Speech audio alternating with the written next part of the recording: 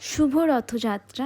আজকে যাচ্ছিলাম রথ দেখতে, সবাই রেডি হয়ে বেরিয়ে পড়েছি। দেখো তখন অবধি ওয়েদারটা খুব সুন্দর ছিল, হঠাৎ করে পুরো ঝমঝমিয়ে বৃষ্টি পড়তে স্টার্ট করলো। আমরা তো আর যেতেই পারলাম না বৃষ্টিটার জন্য। যাই হোক, একটু পরে বৃষ্টিটা থেমেছে, এবার আমরা সব দাঁড়িয়ে আছি রথ টানবো করে। বৃষ্টিটা থেমেছে বলে একটু সব ভিড় জমেছে সবাই রথ টানার জন্য। আমরা রথের দড়ি টানার জন্য দাঁড়িয়ে আছি। দেখো এবার রথ আসছে, আমরা রথের দড়ি টানবো।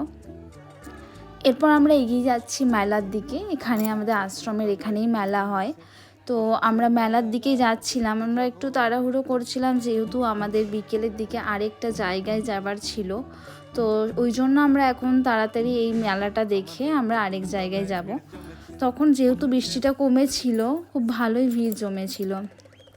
দেখো আমরা এবার বাড়ি চলে এসেছি, এবার বাড়ি চলে এসে রেডিও হয়ে গেলাম আরেক জায়গায় যাব করে। আমরা যাচ্ছি এখন সবাই মিলে চিত্রালয়ের মেলা দেখতে, রথের মেলা দেখতে।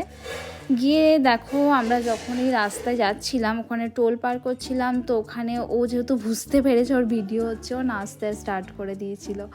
তারপর আমরা সবাই গল্প করতে করতে পৌঁছেই গেলাম মেলার দিকে। তারপর মেলায় গিয়ে দেখি অনেকটাই ভিড়, যেহেতু সেদিন প্রথম দিন মেলা ছিল, রথের দিনই আমরা যেহেতু গেছিলাম মেলায়, তো একটু তো ভিড় হবে সেটা ভেবেই গেছিলাম। গিয়ে যেহেতু আমরা সবার প্রচণ্ড খিদে পেয়েছিল, তাই গিয়ে আমরা পাপড়ি চাটটা খেয়ে নিলাম।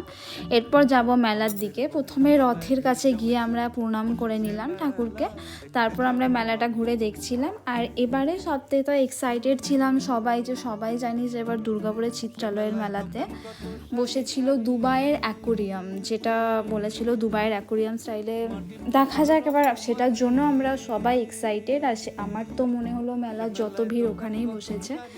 তো যেহেতু আমরা ভিডিওতে দেখেই ছিলাম যে কতটা সুন্দর মাছ ছিল, যেখানে 100 টাকা টিকিট, গিয়ে তো দেখি পুরোটাই ভুয়ো, পুরো 150 টাকার টিকিট, আর এসব ফালতু মাছ দেখাচ্ছিল, যেটা আমার মনে হয় না যে দুবাইয়ের স্টাইল তো ছেড়েই দিলাম।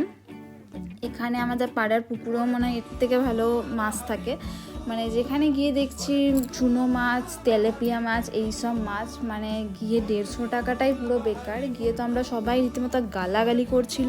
শুধু আমরা না, যারা গেছি বা যারা গেছো সবাই জানো যে একদম মানে কিভাবে মানুষকে ঠকাচ্ছে আর 150 টাকা করে নিয়ে নিচ্ছে, যেটা সত্যি গায়ে লেগেছিলো।